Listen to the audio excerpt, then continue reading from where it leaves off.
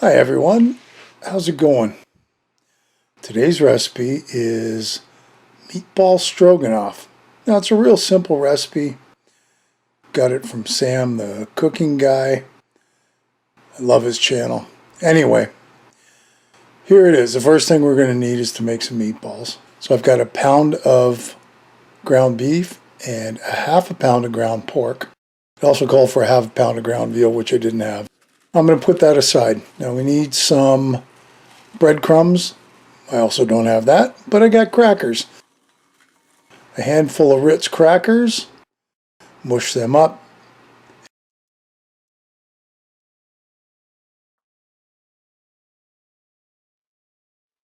And then a handful of saltines. And we'll crush all them up. And that's going to work just as well for my breadcrumbs. And we'll put that aside. Now, I should have known, but I didn't. I had too small of a bowl. Every time you start mixing things, you need a lot more room than you think. I had to go to a bigger one. In the bigger bowl, we're going to put our hamburger, the cracker crumbs, and to it I put about a teaspoon of Red Pepper Flakes and 2 heaping teaspoons of Ricotta Cheese, about a half a cup. And to it, about a third of a cup of Parmesan.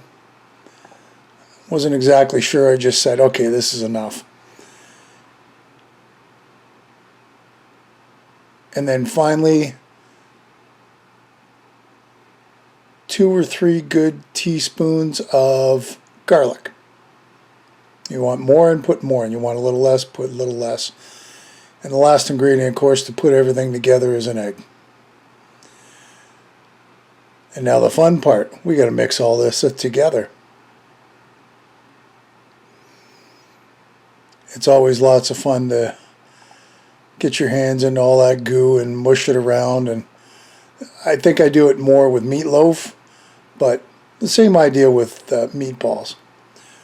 And now we're going to form the meatballs. Now the recipe was 1-inch meatballs. They seemed a little big, so I tried to make them about half that size. And even then, it depends on what you like. I'm okay with them that size. They are going to shrink a little bit. If you want to make them a little smaller, make them smaller. If you want to make them a little bigger, make them bigger. The way I figured is I got a pound and a half of meat to work with. This is how many I'm going to have.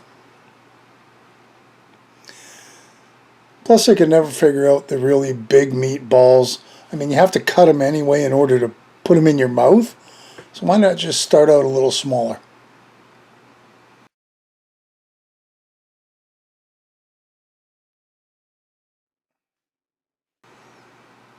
We're finished. I've rolled them all. I'm not sure how many there is, quite a bit. I filled up those 2 pie tins. And off to our frying pan, which we've warmed up medium-high heat. I'm going to do it in 2 lifts. And the idea here is you want to cook them. They don't have to be 100% cooked.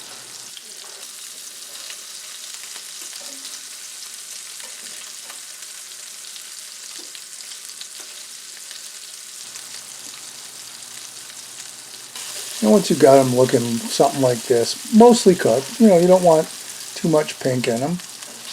We're going to take them aside, and that's only half, so we still have to cook the other half. And as you see, I got smart. I was really getting annoyed with the wooden spatula I was using to try and flip everything. I found a spoon was much easier to work with. So here's our second lift of meatballs. And we're going to do the exact same thing as we did with the first one. Pretty well cook them, about 3/4 of the way cooked, until they start getting a nice little brown crust on them like that. And we're going to scoop them out. Now while you're doing this, you want to set your oven to 350 because that's our next move. And that way you don't have to wait for it to warm up.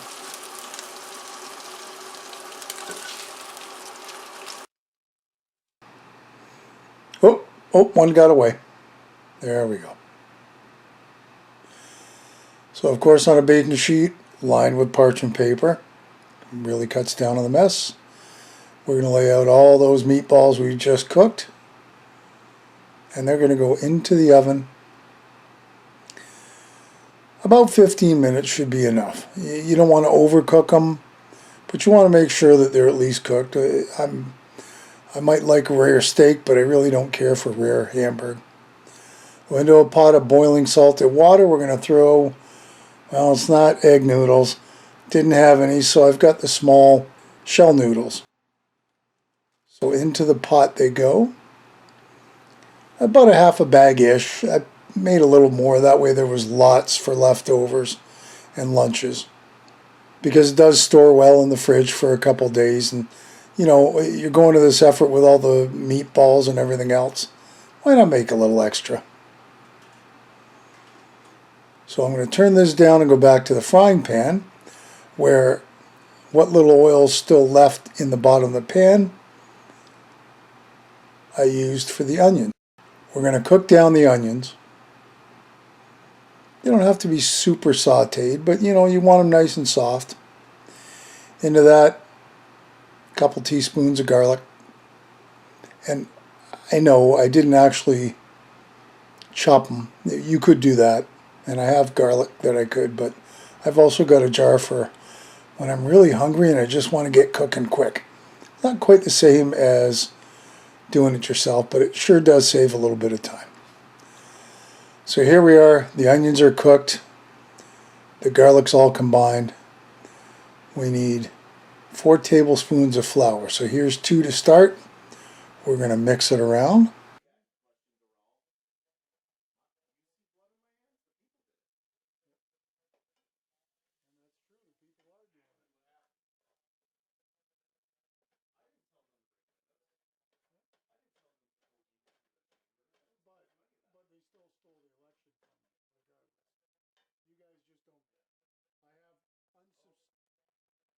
And of course, we'll do the second lift, another 2 tablespoons.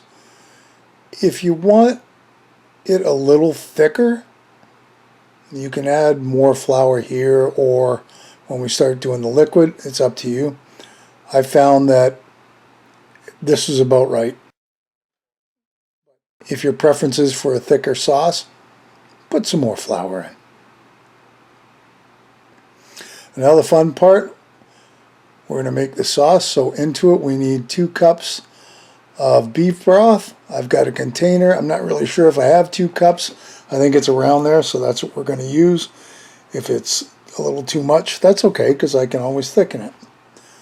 But you want to do it in small batches, maybe about a half a cup each, and you can see how the flour and the beef broth is mixed.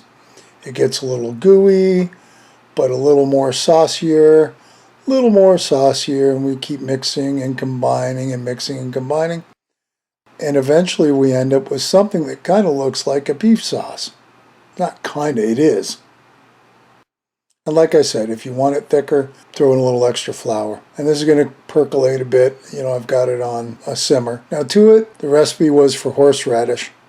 I don't actually have real horseradish, but I did have the creamy stuff. He did say in the recipe don't use creamy, but that's all I had. You got to work with what you got. You know, it wasn't that bad. And once we start on that, I needed dill once again. I don't have fresh dill, but this is kind of fresh dill. 2 tablespoons of fresh dill. This is out of my garden that I dried. You might not want to go the 2 route, go 1 or even a little less, because it is a pretty strong herb to use. In hindsight, I would have used less, and you'd still get a great taste.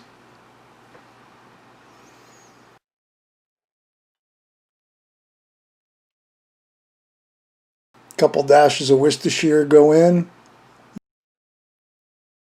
little salt, little pepper, and you know what? We're just about ready to roll.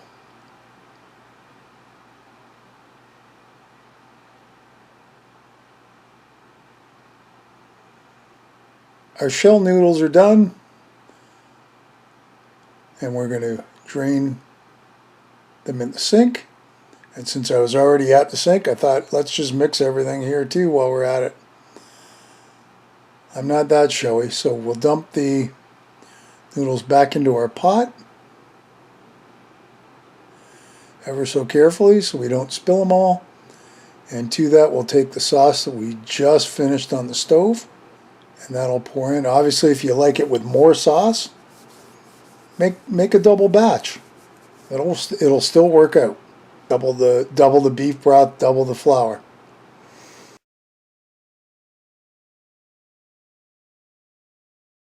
And of course, the last thing is the meatballs that we made. That's going to give it nice body and flavor and something yummy to munch on.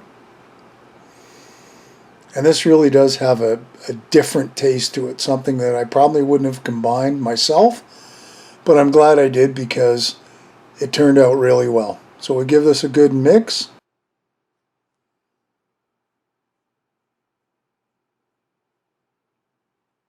And here's our end result.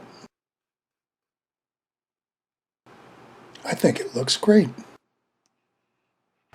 That was fun, and I hope you enjoyed watching as much as I enjoyed making it.